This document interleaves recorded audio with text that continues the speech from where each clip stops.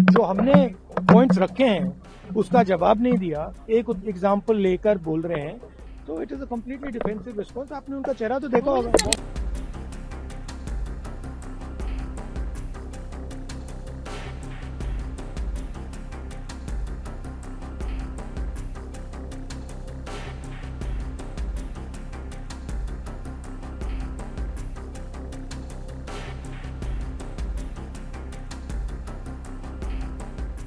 जो हमने पॉइंट्स रखे हैं उसका जवाब नहीं दिया, एक एग्जाम्पल लेकर बोल रहे हैं, तो it is a completely defensive response. आपने उनका चेहरा तो देखा होगा।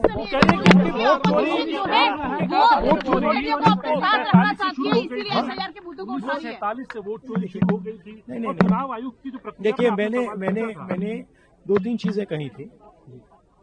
मैंने कहा था ट्रांसपेरेंट वोटर लिस्ट सबको दीजिए, उसके बारे में एक शब्द नहीं बोला। मैंने कहा कि ईवीएम का आर्किटेक्चर सबको दे दीजिए, उसके बारे में एक शब्द नहीं कहा। मैंने कहा था कि बीजेपी के नेता हरियाणा में और बिहार में वोट दे रहे हैं, उसके बारे में नहीं कहा। मेरे प्रेस कॉन्फ्रेंस में सॉलिड प्रूफ है, उसके बारे में कुछ बोला नहीं। सीजीआई को लेकर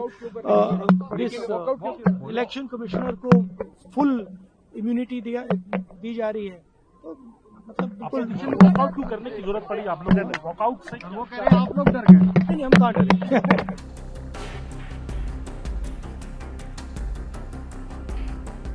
Actually, let us have a debate on my press conference.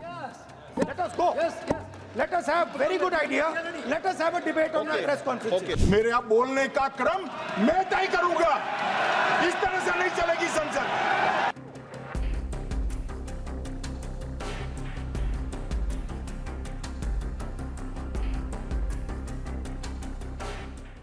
मान्यवर, वोट चोरी किसको कहते हैं वो मैं बताना चाहता हूं। और हमारे यहाँ कुछ परिवार ऐसे हैं जो पूछते नहीं वोट चोरी करते। अच्छा, बोलिए आप। हाँ, बोले आप, बोले। हाँ, बोले आप, बोले। स्पीकर सर, मेरा कल एक सवाल था। जो हिंदुस्तान के इतिहास में पहली बार डिसीजन लिया गया कि इलेक्शन कमिश्नर्स को फुल फुल इम्यूनिटी दी जाएगी। ठीक है, ये है ना, इसका जवाब इसका पीछे मैं खत्म नहीं किया सर। इसके पीछे जो थिंकिंग थी वो हमें सबसे पहले बताएं।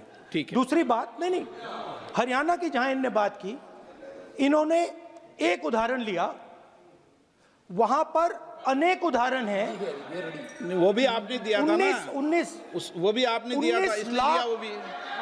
19 लाख वहां पे फेक लोग, वो उदाहरण आपने दिया था, इसलिए उसका जवाब दिया। और ये भी हमें बता दीजिए। Actually let us have a debate on my press conference. Let us go. Let us have very good idea. Let us have a debate on my press conference. Amit Shah ji, I challenge you to have a debate on the 3 press conferences. Please please please. ठीक है, बैठ जाए, बैठ जाए। मान्य, please मान्य, आपने बात की थी, प्लीज।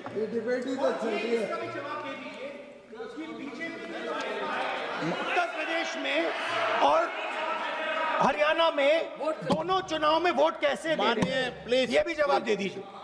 माननीय गृह मंत्री जी। मान्यवर, पहली बात मैं स्पष्ट करना चाहता हूं। मैं 30 साल से विधानसभा और संसद में जनप्रतिनिधि के रूप में चुनकर आता हूं। मुझे लंबा अनुभव है संसदीय प्रणाली का। विपक्ष के नेता महोदय कहते हैं कि पहले मेरी बात का आप जवाब दीजिए, मैं सुनना चाहता हूं। आपकी मुनसफी से संसद नहीं चलेगी। मेरे यहाँ बोलने का क्रम मैं तय करूंगा। इस तरह से नहीं चलेगी संसद। मान्यवर, उनको धैर्य रखना चाहिए मेरा जवाब सुनने का। इनकी एक एक बात का जवाब मैं दूंगा, मगर मेरे भाषण का क्रम वो तय नहीं कर सकते, मैं करूंगा, क्योंकि मैं बोल रहा हूं।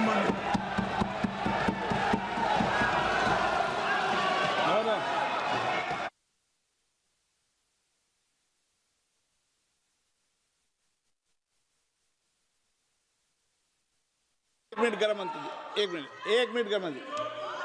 क्या गलत बोला उन्होंने? उन्होंने यही बोला, आपने जो बात उठाई है मुझे कब बोलना है मैं तय करूंगा, यही बोला ना। उसमें क्यों उत्तेजित हो रहे हो आप? हाँ, आपके 2-2 मिनट में खड़े होने से थोड़ी जवाब देते रहेंगे। नो, माननीय गृह मंत्री नहीं होगा। मैं आपको फिर मौका दूंगा, फिर मैं मौका दूंगा आपको, मौका दूंगा आपको। हाँ बोलिए, हाँ बोलिए सर, ये बोलिए। आपने अगर अमित शाह जी का रिस्पांस देखा तो ये कंप्लीटली डिफेंसिव रिस्पांस है। ये घबराया हुआ रिस्पांस है, ये डरा हुआ रिस्पांस है। अब सुनिए पूरी बात, प्लीज प्लीज मानिए। नो, सच्चा रिस्पांस नहीं है। माननीय गृह मंत्री जी, मान्यवर आपके चेहरे पर बैठो मान्यवर आपके चेहरे पर चिंता की लकीरें मैं देख रहा हूं कि मैं क्या बोलूंगा। मैं उनके उकसावे में नहीं आऊंगा, मैं मेरे विषय पर बोलूंगा। मान्यवर, मैंने इतना ही कहा कि मैं मेरे भाषण का क्रम मैं तय करूंगा। मेरे भाषण का पहले क्या बोलना, बाद में क्या बोलना, मैं तय करूंगा। और मैं मानता हूं कि हर एक वक्ता का ये अधिकार है, उनका भी है, मेरा भी है। कल वो बोल रहे तो हम ऐसा थोड़ी ना बोले आप झूठ क्यों बोल रहे हो।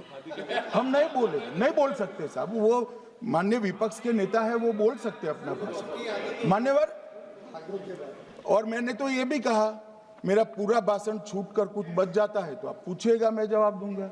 मगर अब धैर्य भी चाहिए और सुनना भी चाहिए, दोनों चीजें करनी पड़ती है।